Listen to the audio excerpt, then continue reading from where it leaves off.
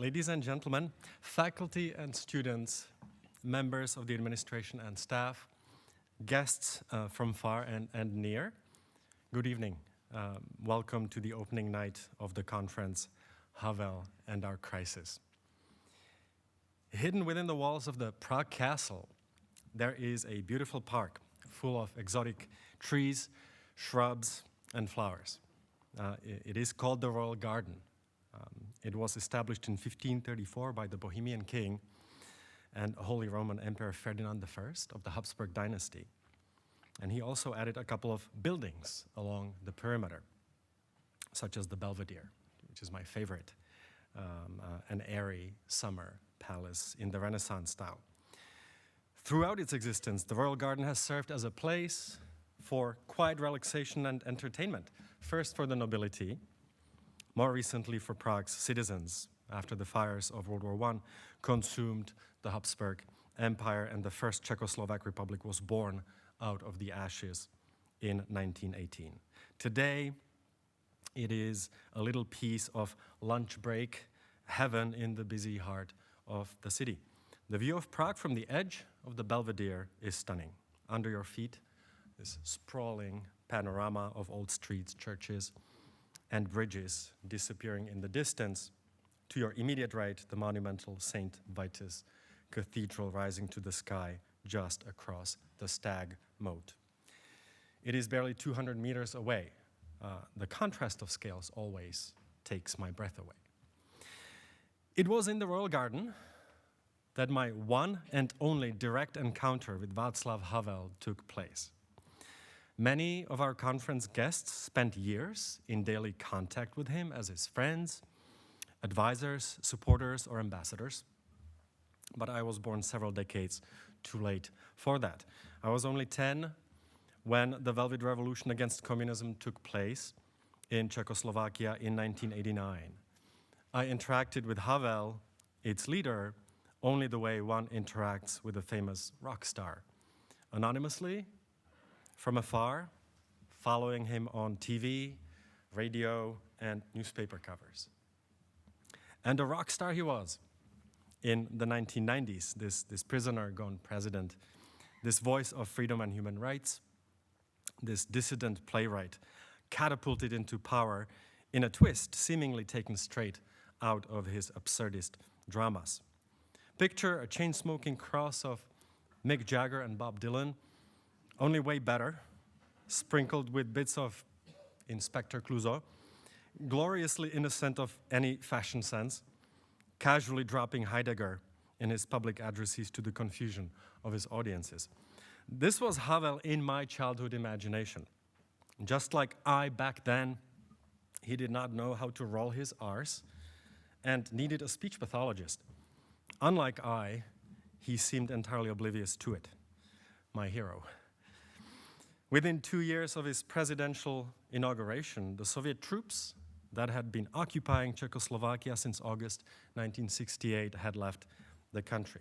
Together with my family, friends, teachers, and almost every other fellow citizen, I worshipped him. He was the bee's knees of the Velvet Revolution. One sunny afternoon in early July 1995, I was sitting on a bench in front of the Belvedere when Havel suddenly appeared. The Royal Garden was completely empty. A pleasant breeze was blowing, occasionally turning strings of water from the nearby fountain into wafts of cool mist. I was stuffing myself with rohlíky se šunkou, cheap bread rolls with ham that are the staple of ordinary Czech's diet, and that my mother fixed me for lunch. Out of nowhere, a vanguard of 6 John Travoltas from Saturday Night Fever showed up, bell-bottoms, mullet haircuts, and all. Right? They were Havel's security detail. Angels announcing the impending arrival of our national redeemer. Their floral shirts provided them with perfect camouflage among the rare botanicals. 2 dropped down ninja-like from a wall to my right. Another few emerged from the bushes to my left. And in the next moment, Saint Václav sat down on a bench next to mine and exhaled. He was taking a break from his presidential office in the castle. I froze. I do not know how long the encounter lasted. It is in the nature of divine epiphanies that time comes to a standstill and a window on eternity opens up.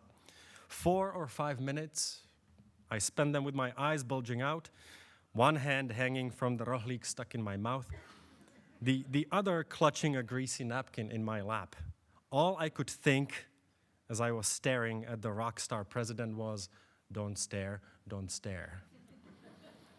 In the next instant, he got up and was gone, as was his disco angel entourage.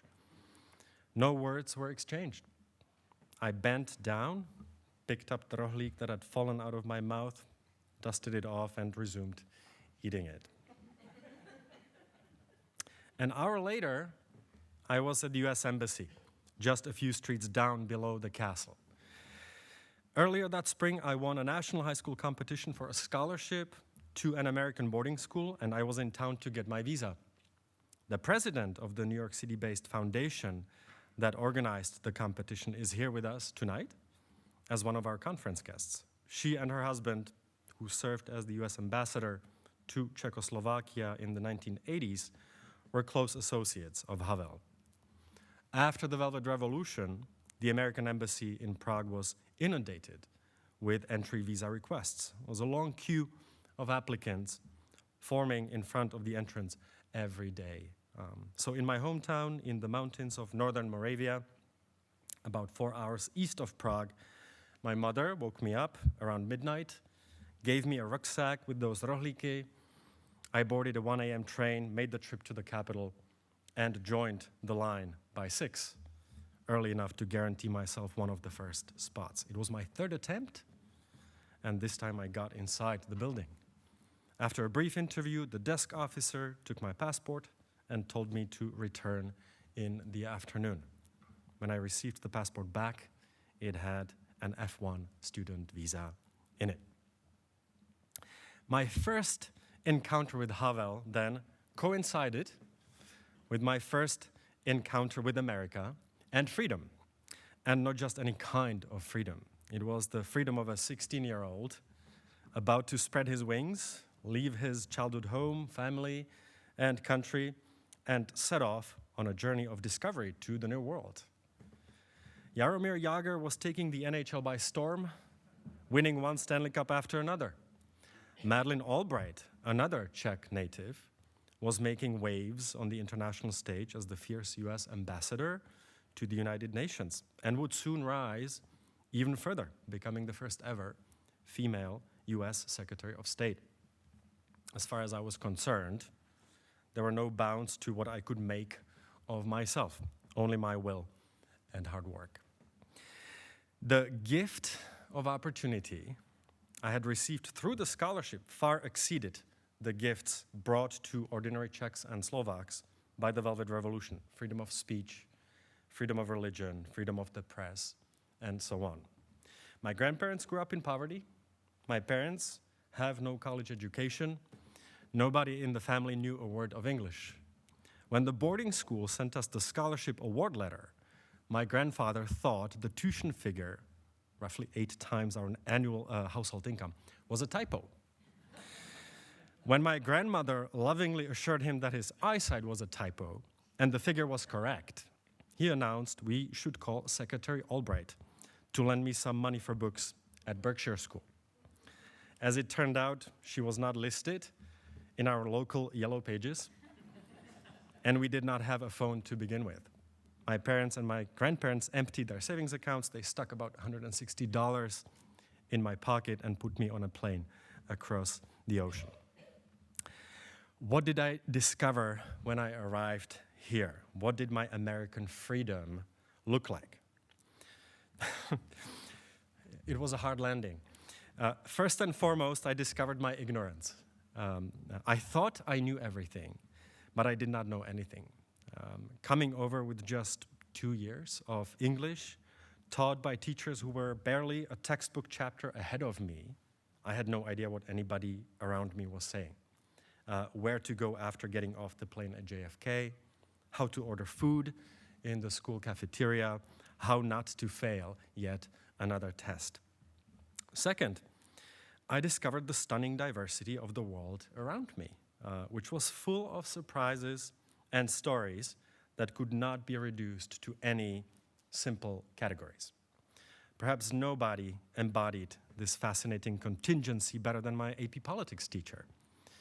Born in Sudan, she fled to America as a teenager, put herself through law school, became a naturalized citizen, and then turned down a lucrative career in corporate litigation in order to teach high schoolers key Supreme Court decisions.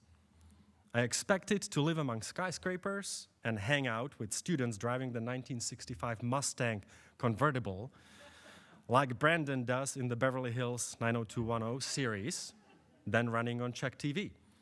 Instead, I was living in the backwoods of Western Massachusetts and hanging out with an African refugee. Last but not least, I discovered responsibility.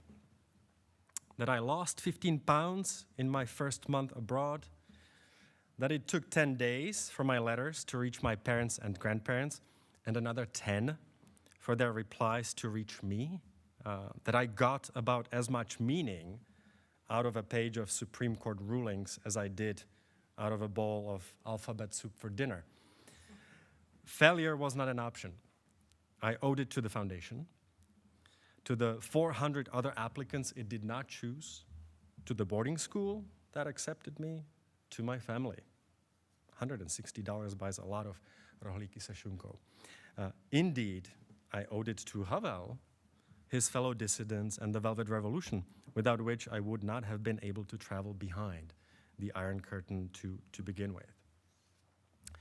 The reason I have decided to convene this conference is simple. Havel, America, and freedom, the constellation in which I came of age, seems to have vanished from our galaxy. Havel died more than a decade ago. Madeleine Albright, who forged a special friendship with him, helped him get the Czech Republic into NATO and was to be our main conference speaker, passed away this March. Freedom no longer seems to mean responsibility, humility, awareness of one's limits, or sensitivity to individual human stories. Instead, it means prideful self-assertion of the I can do whatever the hell I want sort, screaming matches among factions trapped in their own social media echo chambers, violent outbursts of anarchy, and predictable black and white narratives flattening human identity to Democrat or Republican, victim or perpetrator, he or she, pro-life, pro-choice, and so on. I mean, where is the surprise in all this? The beauty of unexpected contingency. Where are the shades of gray that Havel used to talk about? America no longer seems to be the end of history, toward which the long lines in front of the US Embassy in Prague were hoping to progress, but more like the return of history, judging by last year's mob run on the US Capitol. Roe v. Wade, which my AP politics teacher had me memorize, is now useless knowledge, apparently. Truth and love must prevail over lies and hatred, Havel famously proclaimed during the Velvet Revolution. I remember it as vividly as I remember the feeling I had going to the demonstrations with my family. For a fleeting moment, it seemed that everyone, all those tens of thousands of people freezing in public squares, joined hands in that belief. But that world is so distant now that I have started to wonder, did it actually exist? Was it real? Or am I making it up? Am I romanticizing Havel and my early adolescence, inventing things out of nostalgia mixed with despair? As Western leaders, from Donald Trump via Marine Le Pen to Viktor Orban, incite hatred and division, as fake news and disinformation proliferate, corrupting language and stripping truth of any meaning, as Russian tanks roam around Eastern Europe, my teenage memories increasingly take on the same dreamlike quality as surrounds my only encounter with Havel. I am not sure it all happened. And so, in the interest of defending my sanity, I am driven more and more to search for answers and assurance.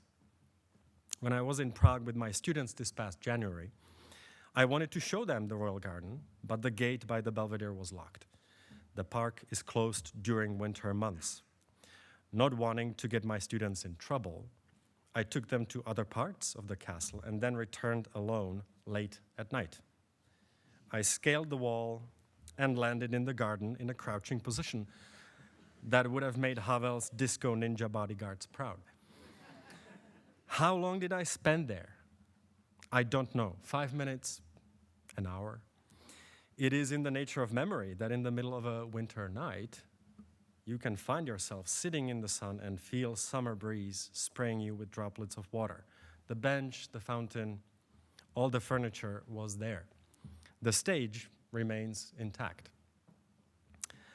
And the playwright turned president, I hope to catch a glimpse of him in the lectures, discussions, theater performances, and film screenings immediately ahead of us.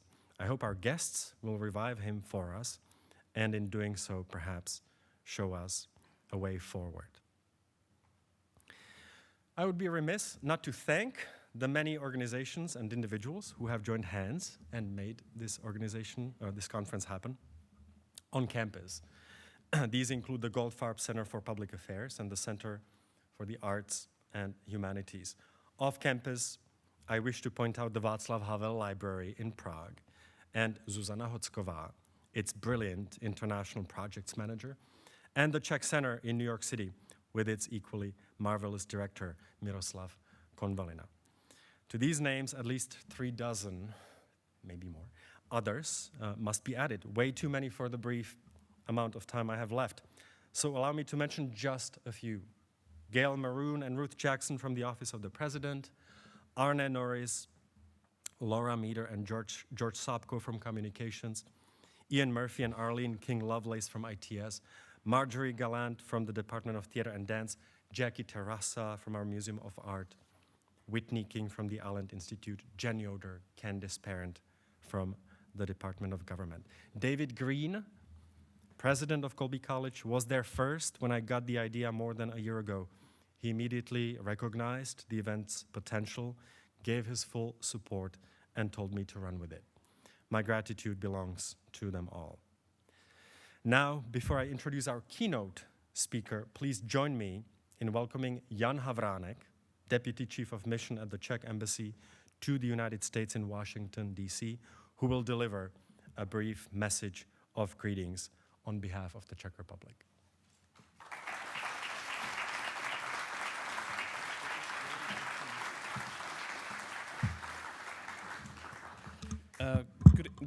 Good evening. Good evening. Thank you, Milan, for your kind introduction, and many thanks actually for sharing your personal story. A very nice Czech-American segue. Ladies and gentlemen, I could deliver the standard opening remarks saying how happy I am that the first iteration of the Havel-Albright Transatlantic Dialogues is taking place here at Colby College, and that I welcome you warmly on behalf of the Czech Embassy in DC and also the Czech Presidency of the European Union. Indeed, I am and I do, but coming here was not just a mere protocol assignment. It is a real honor and privilege to be addressing you today at an event dedicated to two great leaders of our times and many more, but first and foremost Václav Havel and Madeleine Albright. Their legacy is as important as ever today when we face the most profound threat to the transatlantic civilization in decades. For many years, we have debated the myriad of growing potential challenges and various risks and threats, and we've tried to address all crises within a framework of reason and perhaps hope of change for better, until Putin crushed that illusion and unleashed the worst demons of the 20th century by shedding innocent blood in Ukraine and by coercing and threatening America and Europe. For many years, we have debated the utility of the institutions that came out, reborn of the transitions of the 1990s, that is NATO and the European Union. And having been a privileged participant of endless committee meetings in Brussels, I've often found myself frustrated with the lack of unity, lack of understanding, and lack of solidarity. Whatever happened to the community bound by common values and not only by common interests, I often wondered. But Russia's war in Ukraine has presented a real test for the West. When the aggression began, some believed that Russia would quickly prevail, Ukraine would surrender, and that NATO and the European Union would split or cease to exist, cease to function. None of that has fortunately happened. So far, we've come out much stronger and more united. But we're not off the hook. We owe this unity and bravery. We owe this unity to the bravery of the people of Ukraine. Their heroism reminded us of the values we have taken for granted. And their sacrifice has given us, the West, a second chance. We therefore must not abandon Ukraine. We have a moral obligation to continue our support, both militarily and humanitarian. But our commitment is also a commitment to Europe. Today, we have to find the courage to re-evaluate many of the approaches so far. That is why my country chose a Havel-like slogan, Europe as a task, as the motto of the presidency of the Council of the European Union that is happening now. It gives us an opportunity to reflect together, but it is also a call for accountability and determination and action based on the values that our conscience requires to pursue. If we are to live up to the expectations of this historical moment, our triple challenge is to rethink, rebuild, and repower Europe as the program of the presidency goes. But we must also think beyond Europe and strengthen that transatlantic bond. Like many times in history, we see that the United States can, through their deep political and military engagement in European affairs, contribute to the stability of the continent and tame some of the European darker impulses. And finally, we must continue to enhance our cooperation with like-minded democratic partners. In his first ever speech at NATO headquarters in 1991, Havel said, "We feel," and I quote, "we feel that an alliance of countries united by a commitment to the ideal of freedom and democracy should not remain permanently close to neighboring countries which are pursuing the same goals. History has taught us that certain values are indivisible. If they are threatened in one place, they are directly or indirectly threatened everywhere." He was, of course, referring to the new democracies of Central Europe 30 years ago, but 30 years on, these words still hold true. Ladies and gentlemen, before I pass the floor back to Milan and to our keynote speaker tonight, please allow me to share a personal remark. Václav Havel and Madeleine Albright both inspired my life and career. And I hope this will be the case for many of the young students and leaders in the audience who are present tonight. But if it was not for Havel and Albright's leadership and work, their dedication to Europe and America working together, I would not be addressing you here tonight as a proud Atlanticist. And I want to thank Michael Žantovský, who introduced me to both leaders, both Havel and Albright 20 years ago, for charting that transatlantic path for me. Thank you. As I said at the beginning, it is a true joy, honor, and privilege to be here with you. Thank you very much.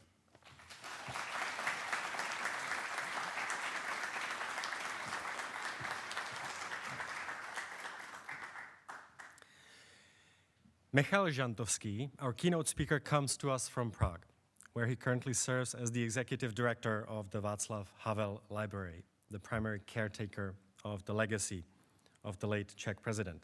He is the keeper of Havel's fire, as one of my children has put it. In November 1989, he joined Havel and others in founding the Civic Forum, an umbrella organization that coordinated the overthrow of the communist regime in Czechoslovakia. And following Havel's presidential election, he became his spokesman, press secretary, and political director. Subsequently, he went on to serve in a variety of key roles as Czech ambassador to the United States, Israel, and the United Kingdom, as member of the Senate of the Czech Republic, and as chairman of its Committee on Foreign Affairs, Defense, and Security. His long and distinguished career in politics and diplomacy is even more remarkable in light of all his other achievements and activities. He has translated more than 60 volumes of prose, poetry, drama, and nonfiction into Czech, including works by Toni Morrison, Norman Mailer, and Joseph Heller. He has taught American studies and Euro-American relations at Charles University and New York University in Prague. His 2014 biography of Václav Havel came out in English, Czech, and more than a dozen other languages and received high acclaim. So without further ado, please join me in welcoming him on stage.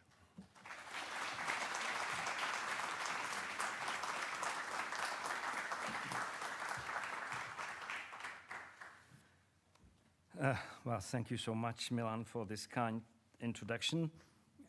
Ladies and gentlemen, friends, colleagues, Havelians, which is a term we coined a few years ago at the conference in the other capital of Havel studies in the United States, in Lincoln, Nebraska. I would love to entertain you with some of my favorite Havel stories, but I was asked by Milan to speak on Havel and our crisis, so I'm afraid this will not be so much of an entertainment. But before I go into that, I would like to thank the Colby College and Milan as the convener of the conference, the Czech Center in New York, and Miroslav Konvalina as the other partner in this endeavor, and many of my other friends from back home and from the United States, some of whom are here in this room, and I will thank them collectively.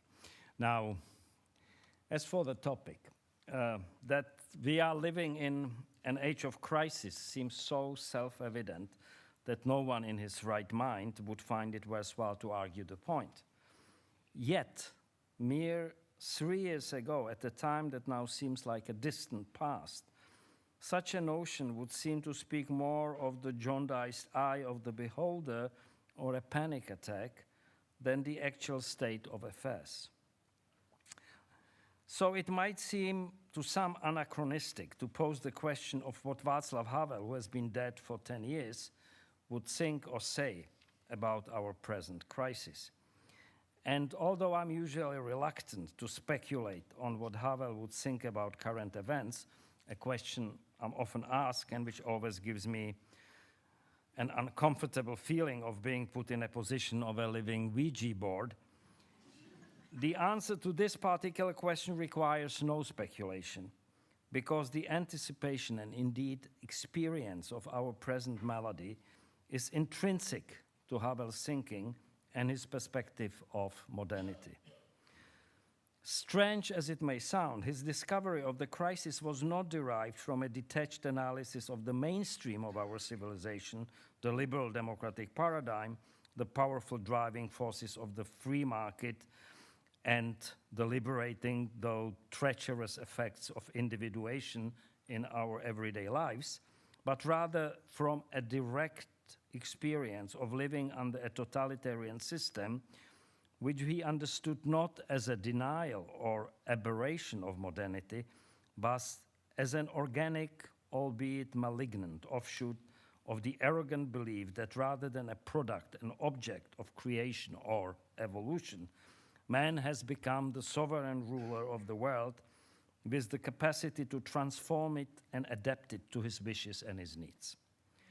This made it possible for Havel to consider the crisis of modernity as a universal phenomenon, at least in terms of what used to be called the Western civilization.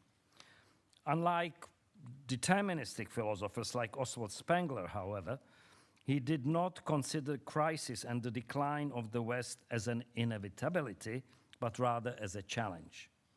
He didn't think of history as a deterministic product of material forces, but rather as the work of the human mind, and believed that history can change when the mind changes, and that it can also change for the better. It was this message that he brought to America in his address to the joint meeting of the US Congress on the 22nd of February, 1990. After identifying himself with the values of freedom and democracy as a patrimony now restored to the newly liberated nations of Central and Eastern Europe, he offered something in return, and I will quote, we too can offer something to you, our experience and the knowledge that has come from it.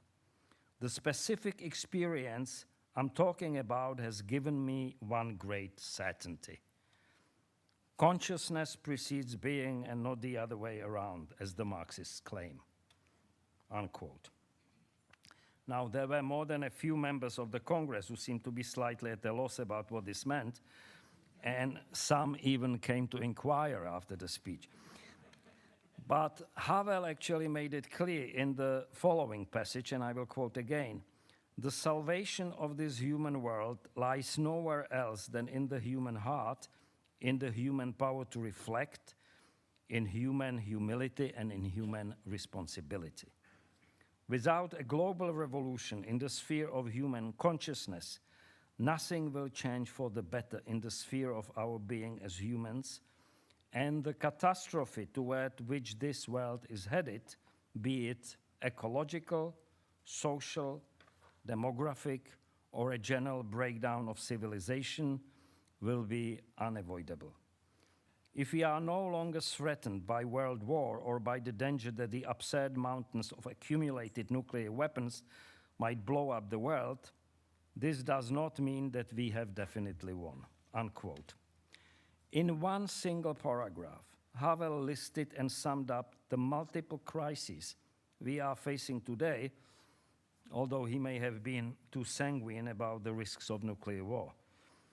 In fact, rather than speaking of multiple crises, he spoke about the multifaceted nature of what is one single crisis, signaling that the euphoria to which we all fell prey and which led even some of the most brilliant thinkers of the era to a mistaken belief that history has ended and liberal democracy has prevailed for good, might be temporarily masking the mortal dangers lurking underneath.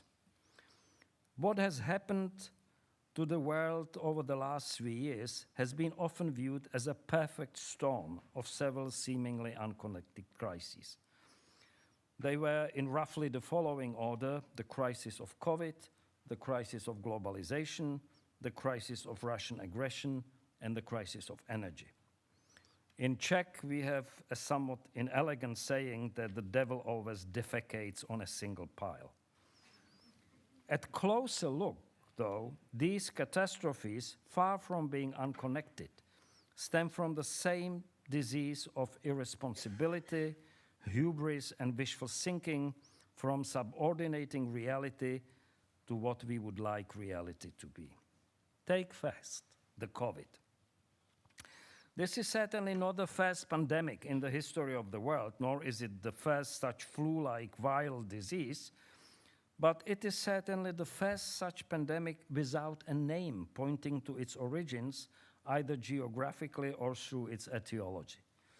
Although there is little doubt that the virus first occurred in humans in Wuhan, China, and that it was transmitted to humans from bats, possibly through lab experimentation, it is not spoken of as a Chinese flu, as was the case with the Spanish flu of 1980 to 1920, although that one actually did not origin in Spain, the Asian flu of 1957, the Hong Kong flu of 1968, the Russian flu of 1977, nor do we speak of it as a bat flu as opposed to common flu, avian flu, bird flu, or swine flu. It is named after the acronym of the syndrome coronavirus disease and the last 2 digits of the year of its first occurrence, 2019. This may seem to be just a technicality, but it is a technicality that effectively sterilizes the disease from possible traces of anyone's responsibility. In this respect, it is in keeping with the modern practice of stripping a concept of any connotation that might possibly be offensive, wittingly or unwittingly, to any person or a group of people. The result, Havel would think, are concepts that cannot be used to assign responsibility for the events they denote. The events just happen. Second, although the COVID-19 pandemic was neither the first nor the most deadly in history, it seems to have spread the farthest and fastest, with more than 600 million cases in less than 3 years. The epidemiological data show that the main driver of its rapid transmission is the same as the driver of our recent well-being and growth. The COVID clearly spread along the globalization routes, together with the goods, services, and tourists that define our current globalized prosperity. Moreover, the tortuous, but in the end largely successful efforts at its containment and at preventing it from spreading further simultaneously disrupted the global trade routes, logistics chain, and airline schedules to a degree which is still hard to comprehend. Seen from this perspective, the COVID pandemic, although unpredictable as to its timing, place, and severity, was a disaster waiting to happen. It demonstrated with the most terrifying clarity that for all its undeniable benefits, globalization has made the world not more but less stable and not less but more vulnerable, since it enormously magnified the amplitude and the speed at which local shocks can reverberate across the globe, causing new local shocks in the process. And then came Putin's invasion of Ukraine, although when it came, it was already something of old news. Putin interfered with the Ukrainian political process ever since he came to power. Putin first used the energy weapon against Ukraine by interrupting the gas deliveries in January 2009. Putin invaded Ukraine in 2014 when he annexed Crimea and helped establish the self-appointed separatist administrations in parts of the Donetsk and Luhansk regions. And since at least 2005, Putin never made a secret of wanting to repair, quote, the greatest geopolitical catastrophe of the 20th century, which was in his mind the collapse of the Soviet Union. The writing on the wall was there for all of us to see, yet few people took notice, and few of those who did took any precautions. For a long time, for many people in the West, Putin was the first modern Russian politician, a guy who used the internet, dressed in bespoke suits, and spoke passable German. He was clearly another man to do business with. Václav Havel, though, was as clear-eyed as ever about a man whose career background was in the KGB, a type of organization Havel had many, albeit involuntary, dealings with. He was horrified by the methods Putin used to suppress the Chechen resistance in the Second Chechnya War of 1999 to 2000, which were enthusiastically approved by the Russian public opinion and paved the way for Putin's presidency. And he recognized the Russian attack against Georgia in 2008 as a part of Putin's grand strategy to restore Russia's greatness. The pattern, starting with the instigation of discontent among minority groups in a neighboring country, followed by armed insurrections or interventions under the guise of peacekeeping, protecting human rights, and demilitarization, and continuing with attempts to use these bridgeheads to provoke wider conflicts ending with annexing parts of the target countries and with the de facto control, or at least a veto, over the destiny of whole countries never changed. At the same time, it was mirrored by gradual steps to dismantle every trace of democracy, suppress the freedom of expression, and eliminate political opposition at home. For almost all of that time, the business went on as usual. Havel remarked in an interview in 2008, I quote, "The Putin era has brought a new type of dictatorship, all the more dangerous for its inconspicuous mask. It is remarkable in that it weds the West of communism with the West of capitalism. The complacency, the naivete, and the cynicism fueled by the seemingly endless flows of cheap Russian gas to European economies and stolen Russian money to European banks fueling the rise of various Londongrads and the prosperity of the yachting industry, guaranteed, however, that it was all going to stay business as usual. And bitter as it may sound, it would be most likely still business as usual if the Ukrainians have not taken a heroic stand for themselves and defied the cynical expectations. And as usual, the reality of what has become a strategic conflict between a revisionist power aiming to upturn the international order of the last 30 years, along with the belief in liberal democracy, the rule of law, political pluralism, and human rights, tends to be obscured by attempts to dress it in more neutral terminology. The purely Orwellian attempts by Putin to present the war as a special military operation and the brutal, inhuman aggression as denazification are too obscene and transparent to fool anyone. But speaking on our side, even-handedly, of the Russian-Ukrainian conflict, as some want to do, is almost as obscene. Many people are still reluctant to call a spade and the Putin regime for what it really is. Since this Colby College conference about Havel and our crisis is taking place within the framework of the Havel-Albrightová Transatlantic Dialogues by the Václav Havel Library, in honor of two of the great advocates of liberal ideas, humanitarian interventionism and the transatlantic bond, the proper language is easy to find. One of the last books Madeleine Albright wrote is called Fascism, and one of the last books by another contributor to this symposium, Timothy Snyder, who will speak tomorrow, is called Tyranny. What we are fighting against here, all of us, not just the Ukrainians, are the forces of fascism and tyranny, aiming to engulf us all. And finally, the energy crisis is the latest, though I doubt it is the last, of the man-made plagues we brought on ourselves.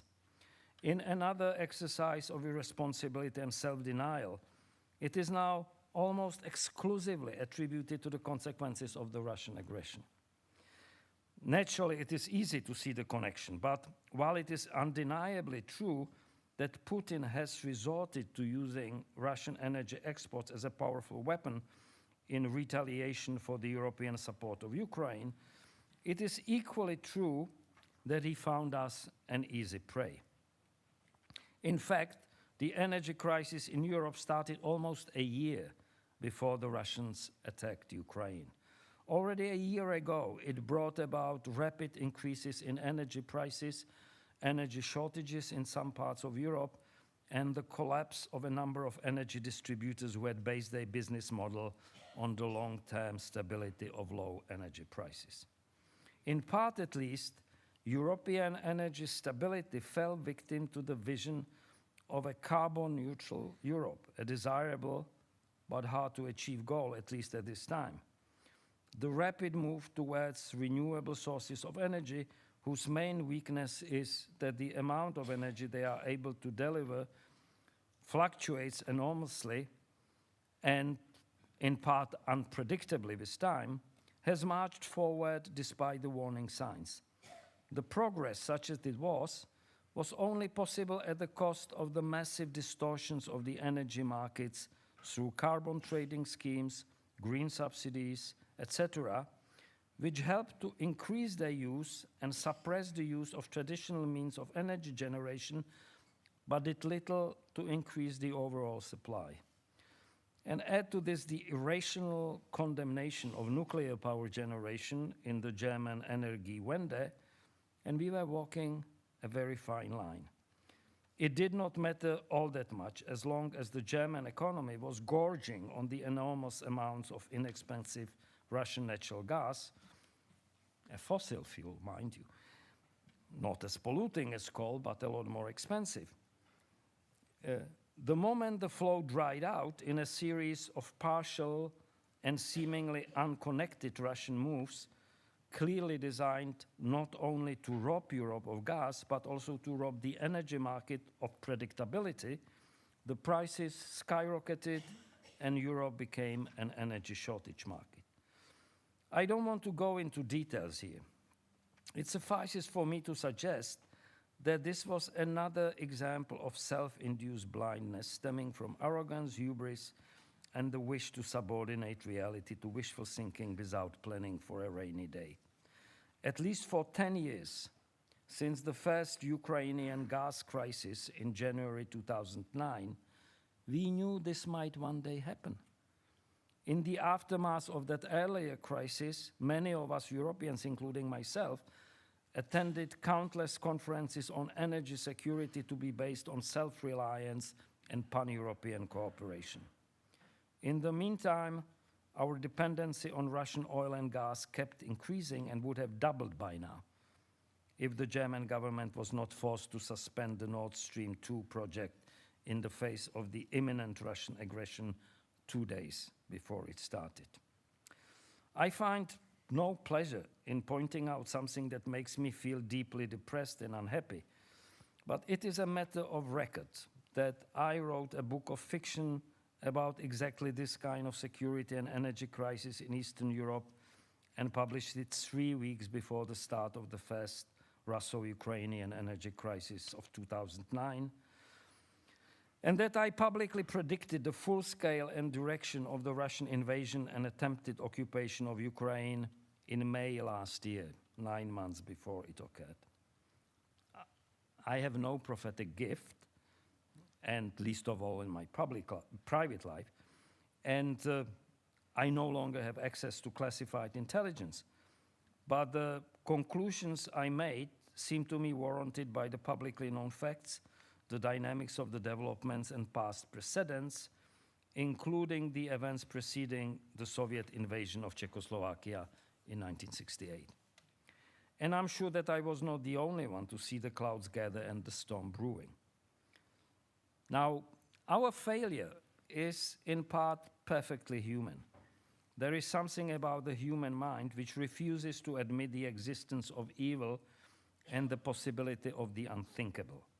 It is, I believe, an evolutionary trade-off, the refusal of the mind to expend emotional energy and material resources on thinking through events with a low likelihood of happening. But it is also a reverse trick that we play on our own minds, continuing to attribute a low probability to events whose likelihood is increasing by the day.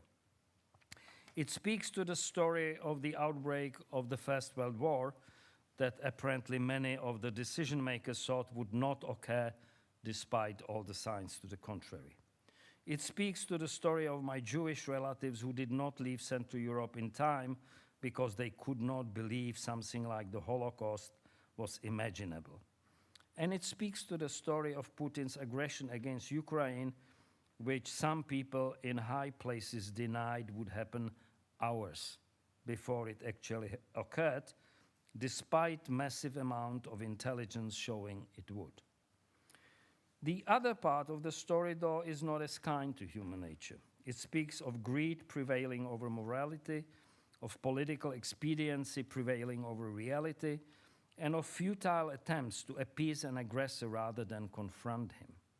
In this, too, we could do worse than draw on the principles that form the core of Havel's foreign policy, and that I do not hesitate to call the Havel doctrine.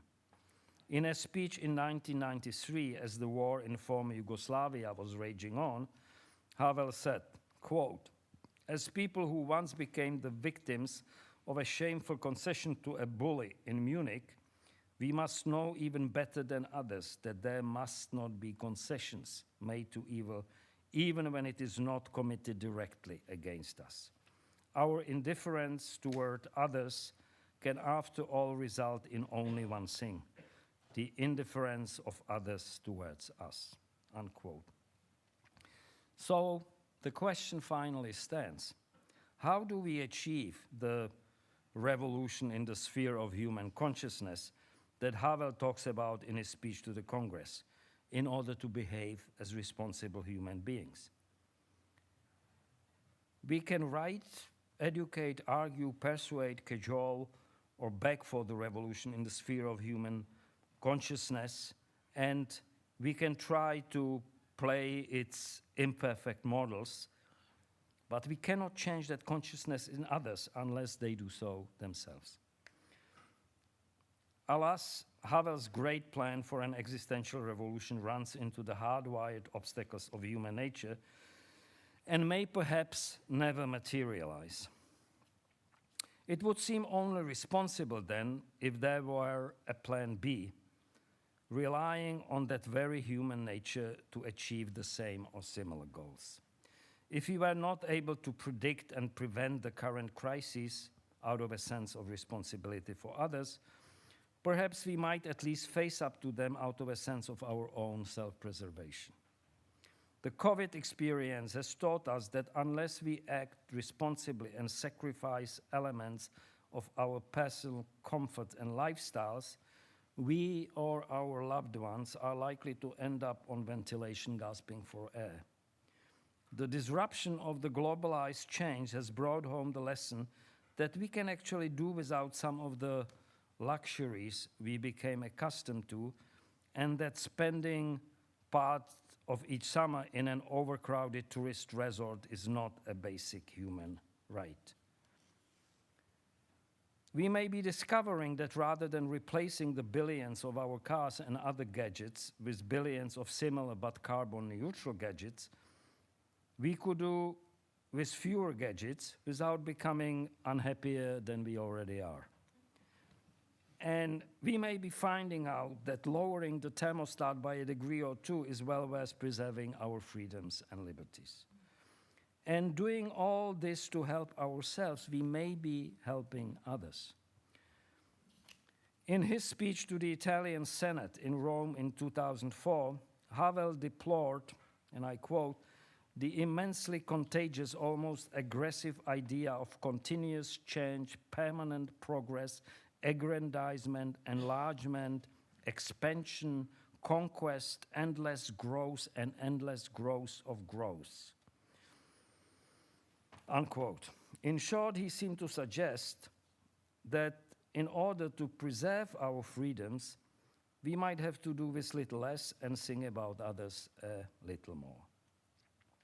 Along with Havel's belief in the meaningfulness of moral involvement, irrespective of the results, it might just be enough for us to weather the crisis. Thank you very much.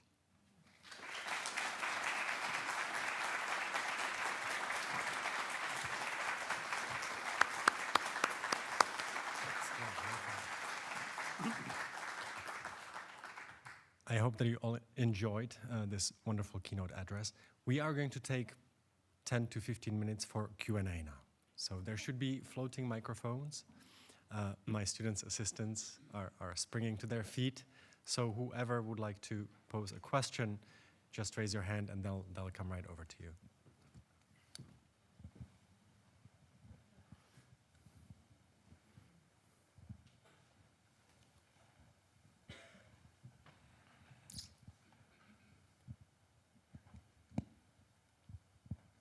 Thank you. I also grew up in the former Czechoslovakia, and I loved what you said, what Havel said to America, that they can learn from us what we experienced. Do you have the feeling that they stopped listening? Because we have the experience of Putin-like actions, and I'm sure the Central European politicians or, maybe try to warn the Western world. Do you feel like they're not listening? I'm not sure I know the answer to this because I remember quite a few American politicians and thinkers who absorbed the lesson and who were trying to use it in the American context. I have more experience with the European context and within the process of the Czech accession to the European Union. And there was a line of thought at that time, spearheaded by Havel, but also by others, that as we were joining the European Union and learning from its experience and from its values, the European Union could internalize some of our own experience, and I'm afraid it didn't. And I'm afraid some of the less successful attempts by the European Union at shaping the society and its values ran into the Havel, belief that you cannot simply educate people, you cannot simply change their minds by telling them to behave differently. And I'm sure we will talk about it in more detail tomorrow, but in my mind, at least, the divisions within Europe have increased rather than diminished over the years, and not just on the divide between the new members of the European Union in Central and Eastern Europe and the older members, but also between the North and the South and along other dimensions. And the slogan for most of the time ran to drive or strive for an ever closer union. And I'm very grateful we have a European Union, but I'm not sure it's closer than ever. It's not.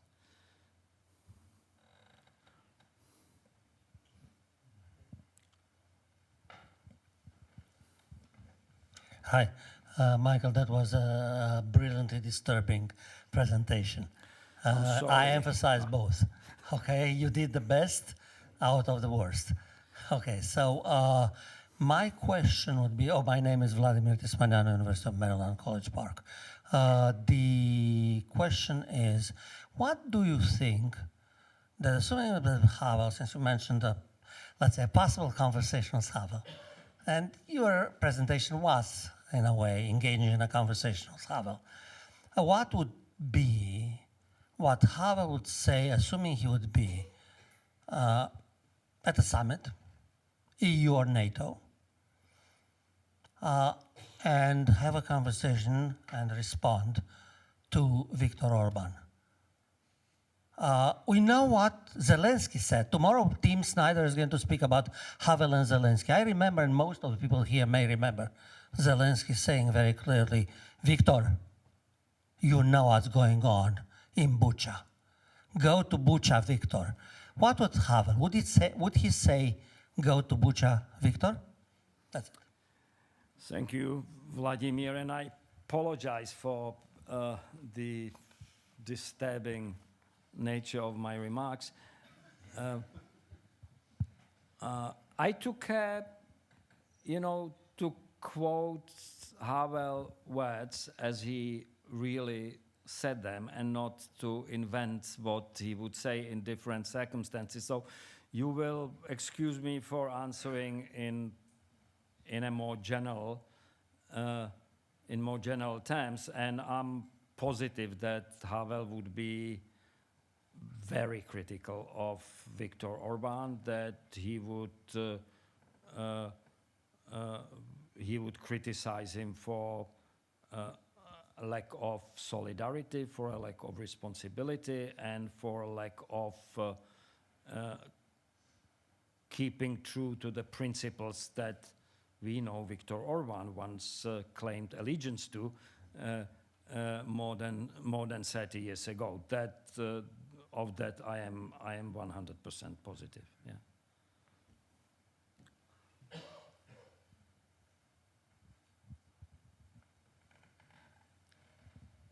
Thank you for coming. I look forward to this and bringing it to my own backyard, the Mountain to Muhammad here. Thank you. You know, he's a luminary, obviously, and luminaries come along every once in a great while in our collective human history. Can a luminary be a savior? In the opening remarks, he was referred to as a savior, but as Senator Cory Booker said to me in northern New Hampshire, coming through when he was running for president, when I likened Obama to a savior, he turned and said, no, a president is not a saint or a savior. So what can save the world? And some days there is only hope, and some days you wake up and put your feet on the floor. There isn't even hope. So please, I'm being pessimistic too, picking up on your theme, but where do we go from here? Thank you. Yeah. Well, Havel would certainly deny that he was a savior, that ran against the grain of his thinking. He would, to your question, he would answer, you are the saviors. You know, we all are the saviors. And even at the worst of times, he would reiterate his belief that hope is not a certainty that something will turn out well, but a belief that something has a meaning regardless of how it turns out. And that made him such an inspiring leader. He was a leader. He was not a savior, but leader he certainly was.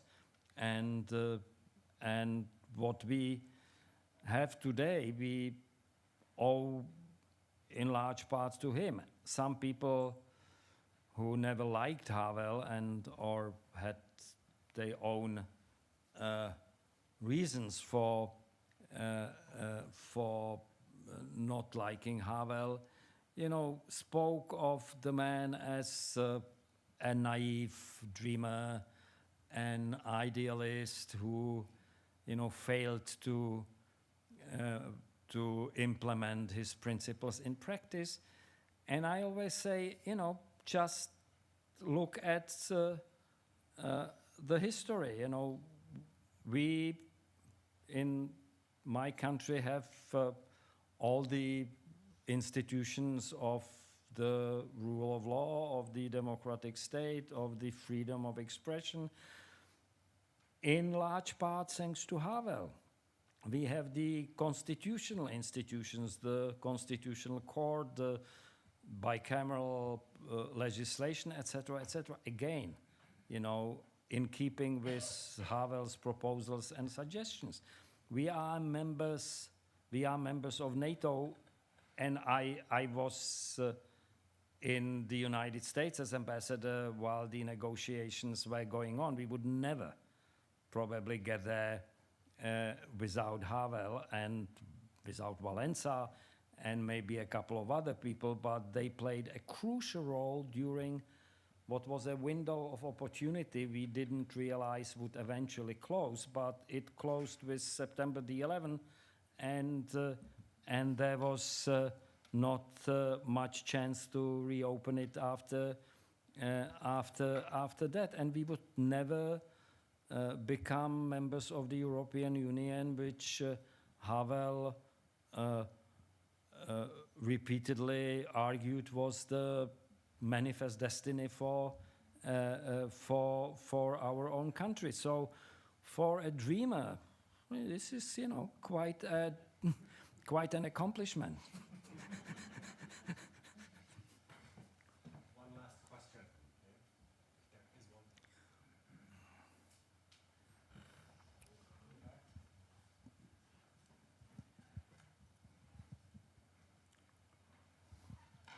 Hi, my name is Rose Donaldson, and I just had a question about your notion on globalization as a destabilizing, I guess, phenomenon for the world. And to some point, I do see that, like, for instance, COVID and entanglements with Russia has made things more difficult, but also hasn't globalization brought together the international community of different countries which would have no idea of what's going on in Ukraine, have no feelings toward it, be completely independent of what is happening? Isn't globalization, in that view, a stabilizing indicator of like progression or democracy? Well, I wonder. I have to admit. I mean, by far and large, the most robust globalization route existing is between the United States, North America, Europe, and China. And I have not seen any signs of democratization in China. On the contrary, and it is rapidly becoming our next crisis.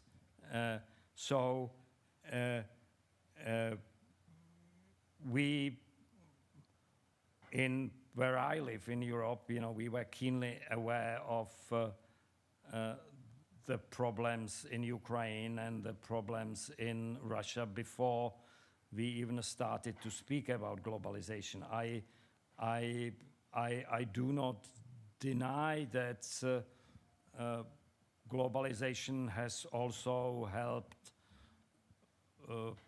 information flows for most of the last 2 decades, but recently even the information flows are being closed off, censored, suppressed by countries that clearly like to benefit from the fruits of economic globalization, but not from the information exchange and openness.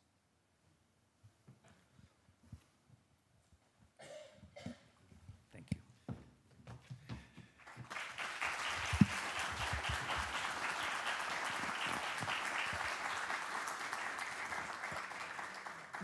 This concludes tonight's program. Thank you to all of you for coming. We are going to continue tomorrow with panels starting at 9 a.m. There'll be 2 in the morning and then 2 in the afternoon. Once again, the program is online, havel.colby.edu. So I hope to see many of you here. Once again, thank you very much.